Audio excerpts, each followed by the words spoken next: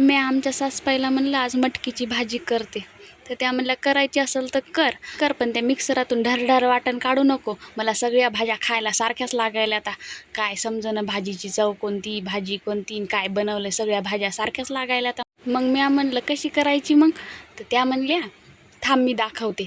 मला वाटलं त्याच करतात का काय काय माहीत. मला आजचं एक काम कमी होईल. जुन्या घरात गेल्या आणि पाटा काढून आणला आणि म्हणल्या धुई याला खसखस आणि वाटेच्यावर सगळं.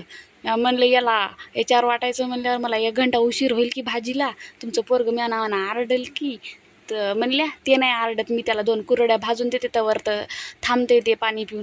मग काय करायचंच काम पडलं ना, पाट्यावर वाटून भाजी. अर्ध्या घंट्यात भाजी करायची तर 1.5 घंटा लागला मला तिथं. पण एक गोष्ट सांगू का, भाजी लय बेस्ट झालती. मी 3च्या जागी 4 पोळ्या खाल्ल्या आज. तुम्हाला पण अशी करायची असेल तर खालच्या डिस्क्रिप्शन बॉक्सच्या व्हिडिओमध्ये जाऊन पाहायचा, काहून ते 1 मिनिटामध्ये अशी भाजी कशी सांगणार ना.